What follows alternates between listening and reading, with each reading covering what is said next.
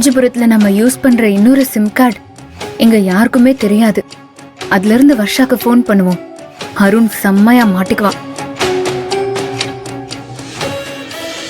ஆடிட்டரோட ஒரு meeting arrange பண்ணுங்க. அப்புறம் வர்ஷா, எஸ் அங்கிள். நீங்க 2 பேரும் பேசுனீங்களே, ஒருத்தருக்கு ஒருத்தருக்கு பிடிச்சிருக்கா? No issue uncle.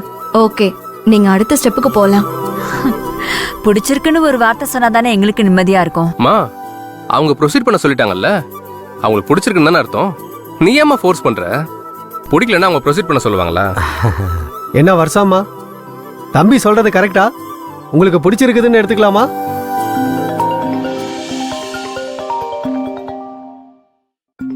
Excuse me. ஓகேம்மா. Hello hello. ஹலோ, நீங்க வர்ஷாவா? ஆமா, நீங்க யாரு? என் பேரு உங்களுக்கு தேவையில்லை. ஆனா நான் உங்களோட நல விரும்பி ஒரு முக்கியமான விஷயம் உங்ககிட்ட பேசணும் வர்ஷா. பேர் சொல்ல மாட்டேங்கிறீங்க, ஆனா முக்கியமான விஷயம் பேசணுமா? யாருங்க நீங்க? என்ன சொல்றீங்க?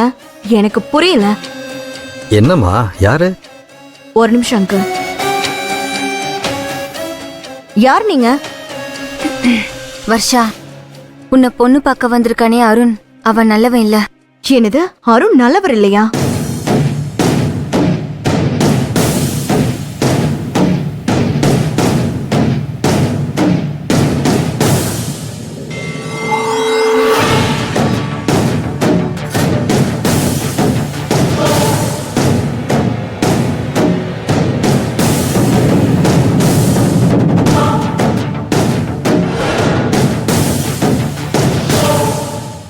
ஏங்க, நீங்க முதல்ல யாருன்னு சொல்லிட்டு பேசுங்க.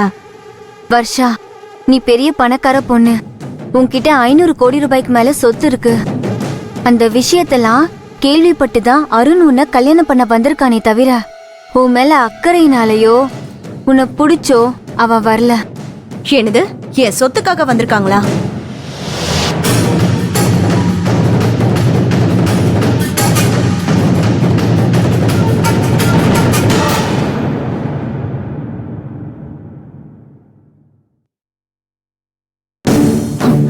இதெல்லாம் நீங்க ஏன் சொல்றீங்க?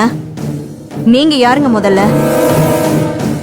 நீங்க சொல்ற எதையுமே நான் நம்ப போறதில்ல.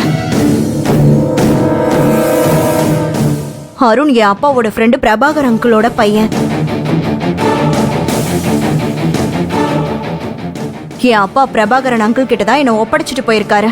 அவரு எனக்கு கெடுதல் பண்ண மாட்டாரு. பிரபாகர் அங்கிள் உங்களுக்கு எந்த கெடுதலும் பண்ண மாட்டாரு. ஆனா அந்த அருண் உங்களுக்கு எல்லா கெடுதலும் பண்ணுவான். நான் நிச்சயமா சொல்றேன், அவன் பணத்துக்காகத்தான் உங்களை கல்யாணம் பண்ணவே வந்திருக்கான். நீங்க சொல்றதுக்கெல்லாம் என்ன ஆதாரம்? எதை வச்சு நான் நம்புறது?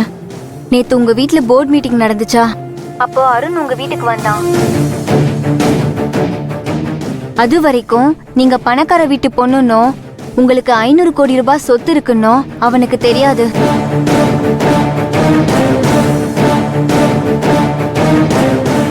இந்த கல்யாணத்துல எனக்கு விருப்பம் இல்லைன்னு தான் அவன் சொல்ல வந்தான். வந்த இடத்துல உங்களுக்கு 500 கோடி ரூபாய் சொத்து இருக்கிறதா உங்க செக்யூரிட்டி பேச்சுவார்த்தையில சொல்லிட்டாரு. அதுக்கப்புறம் அவன் சுதாரிச்சுட்டு தான் அவன் கல்யாணம் பண்றதுக்கே சம்மதிச்சிருக்கான். வர்ஷா, உங்களுக்கு நான் சொல்றதுல நம்பிக்கை இல்லைன்னா உங்க செக்யூரிட்டியை கூப்பிட்டு விசாரிங்க. என்னங்க சொல்றீங்க? நீங்க நல்லா இருக்கணுன்றதுக்காக நான் சொல்றேன். மத்தபடி கேக்குறதோ கேட்காததோ உங்க இஷ்டம். பை. Hello hello. வர்ஷா, யாரும்மா போன்ல? வர்ஷா, என்னை பத்தின யாரோ சொல்றாங்க. என்ன சொன்னாங்க? யார் அவங்க? வர்ஷா, எதுவா இருந்தாலும் வெளிப்படையா சொல்லு. ஆமாம்மா. என்னன்னு பேசுவோம். வர்ஷாமா, நீங்க எதுக்கும் பயப்பட வேண்டாம். எதுவா இருந்தாலும் தெளிவா சொல்லுங்க. நாங்க எல்லாரும் உங்களுக்கு நல்லது பண்றதுக்காக தான் இருக்கோம். என்னப்பா, ஏதாவது பிரச்சனையா? 2 பேரும் தனியா பேசிட்டு வந்தாங்க இல்லையா, இவன் அவன் சம்மதத்தை சொல்லிட்டான். வர்ஷாவை சம்மதத்தை சொல்றதுக்கு முன்னாடியே அவளுக்கு ஃபோன் வந்துச்சு. அவங்க அருணை பத்தி ஏதோ தப்பா சொல்லியிருப்பாங்க போல இருக்கு. அதுல இருந்து வர்ஷா அப்செட் ஆயிட்டா. என்ன வர்ஷா, யாரு போன்ல? எதுவா இருந்தாலும் ஓப்பனா சொல்லுங்க, நம்ம பேசிக்கலாம். அந்த போன் கால்ல என்ன சொன்னாங்கன்னா, அருண் ஒரு கெட்டவன், உங்ககிட்ட இருக்கிற 500 கோடி ரூபாய் சொத்துக்காக தான் உங்ககிட்ட பேசுறேன்னு சொல்றாங்க.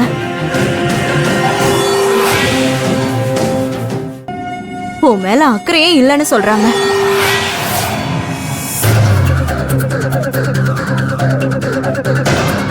நான்சென்ஸ். எப்படி இப்படிலாம் என்ன பத்தி சொல்றாங்க?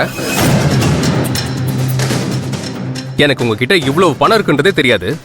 இங்க வந்து பார்த்ததுக்கு அப்புறம் தான் நீங்க பணக்கார பொண்ணுன்றதே எனக்கு தெரியும். என்ன போய் எப்படி இப்படிலாம் சொல்ல முடியும்? ஆமா வர்ஷா, பணத்துக்காக இந்த கல்யாணத்துக்கு அருண் சம்மதிக்க கூடாதுன்றதுக்காக அவங்ககிட்ட அவன் சொத்தை பத்தி எதுவுமே சொல்லவே இல்லை. ஜஸ்ட் உங்க அப்பாவுக்கு கொடுத்த ப்ராமிஸை காப்பாத்துன்னு சொன்னேன்.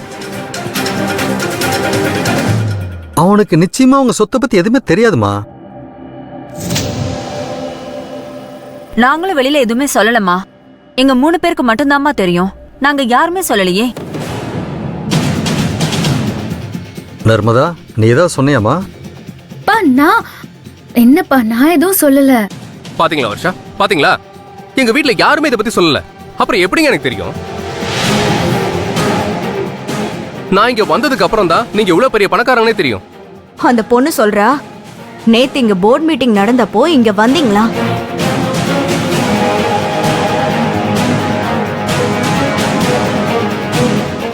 இந்த கல்யாணம் வேண்டான்னு சொல்றதுக்காக வந்தீங்களா? அப்பதான் உங்களுக்கு என்னோட சொத்து விவரம்லாம் செக்யூரிட்டி மூலமா தெரிஞ்சுதா? அதுக்கப்புறம் நீங்க கல்யாணத்துக்கு சம்மதிச்சீங்களா? அப்படி ஏதாவது நடந்ததா அருண்?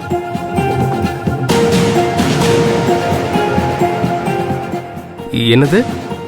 நான் உங்க வீட்டுக்கு வந்தனா? உங்க செக்யூரிட்டி கிட்ட பேசணும்னா? புல்ஷிட். அப்படி ஒரு விஷயம் நடக்கவே இல்லை. இப்ப எங்க அப்பாவோட வரதுக்கு முன்னாடி வரைக்கும் எனக்கு உங்க வீடே தெரியாது. This is the first time I'm coming here. நல்லா நடிக்கிறடா அருண். நீ இவ்ளோ பெரிய நடிகைங்கிறது எனக்கு இப்பதான் தெரியுது. வர்ஷாம்மா, இந்த கல்யாணம் நடக்கக்கூடாதுன்னு நினைக்கிற நிறைய பேர் இருக்காங்க. அவங்கள யாராவது இப்படி தவறான தகவலை சொல்லியிருக்கலாம். அதெல்லாம் ஒன்றும் பெருசுப்படுத்த வேண்டாம். இல்ல அங்கிள், ஒரு சந்தேகம்னு வந்துட்டா அது சரியா விசாரிக்காம போக கூடாதுன்னு என் அப்பா சொல்லியிருக்காரு.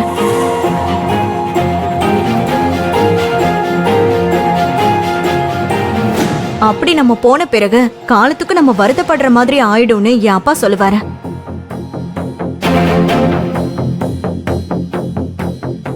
இந்த விஷயத்தை நான் இப்படியே விட்டுட்டு கடந்து போக விரும்பல. இத விசாரிச்சாதான் என்ன உண்மைங்கிறது தெரியும். எப்படிம்மா அதை விசாரிச்சு உண்மையை தெரிஞ்சுக்க முடியும்?